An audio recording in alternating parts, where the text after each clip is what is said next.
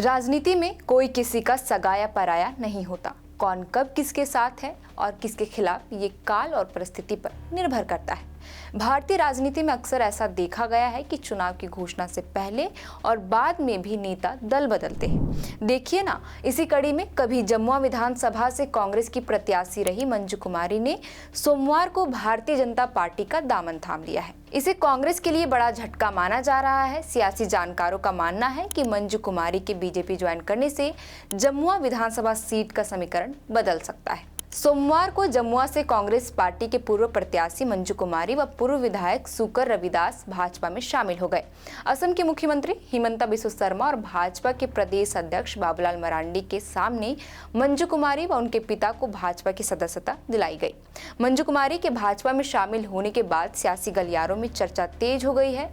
अटकलें हैं कि जमुआ से भाजपा इस बार मंजू कुमारी को उम्मीदवार बना सकती है। हालांकि अंतिम फैसला तो आला कमान को करना है। दिल्ली में आज बीजेपी की बड़ी मीटिंग है। गौरतलब है कि पिछले विधानसभा चुनाव में मंजू कुमारी ने बीजेपपी प्रत्याशी सह सिटिंग विधायक केदार हाजरा को कड़ी टक्कर दी थी। चाणक्य सर्वे की रिपोर्ट के मुताबिक केदार हाजरा को 58,468 वोट मिले थे, तो वहीं कांग्रेस प्रत्याशी मंजू कुमारी को 40,293 वोट। झारखंड अलग राज्य बनने के बाद से अब तक हुए विधानसभा चुनाव की बात करें तो जमुआ विधानसभा सीट पर साल 2005 में बीजेपी के टिकट पर केदार हाजरा चुनाव जीते थे।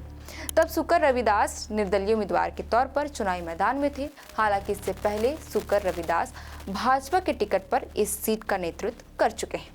साल 2009 में जेवीएम से चंद्रिका महता चुनाव जीते। साल 2014 में एक बार फिर से केदार हाजरा ने भाजपा के टिकट पर जीत दर्ज की। 2019 में भी केदार हाजरा ने जीत दर्ज की।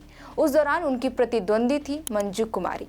हालांकि यह मंजू बीजेपी में आ गई है। बड़ा सवाल यह भी है कि यदि बीजेपी इस बार भी केदार हाजरा को टिकट देती है तो क्या वे जमुआ में जीत की हैट्रिक लगा पाएंगे।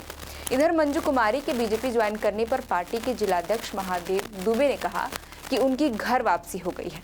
मंजू कुमारी के पिता सुकर रविदास बीजेपी से विधायक रह चुके हैं। सुकर रविदास भाजपा के पुराने सदस्य हैं।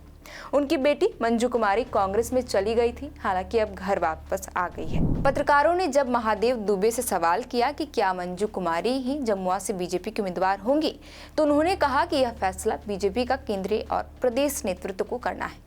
उन्होंने कहा कि हम अपनी तैयारियों में जुटे हैं। जनता राज्य की मौजूदा भ्रष्ट सरकार को उखाड़ फेंकेगी।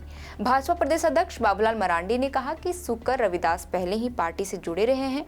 उन्होंने बताया कि सुकर रविदास जनसंघ के समय से ही पार्टी की नीतियों और कार्यक्रमों का समर्थन करते आ रहे हैं। वे 2 बार 1977 और 1995 में पार्टी का प्रतिनिधित्व भी कर चुके हैं। इसके अलावे उनका परिवार भी बीजेपी के साथ ही जुड़ा रहा है। अब उनकी बेटी मंजू कुमारी की पार्टी में घर वापसी हुई है। बाबूलाल मरांडी ने मंजू कुमारी के बारे में कहा कि उनकी योग्यता, अनुभव और मेहनत से पार्टी को काफी ज्यादा फायदा होगा। वहीं कांग्रेस ने कहा कि मंजू कुमारी के बीजेपी में जाने से कोई खास अंतर नहीं आएगा।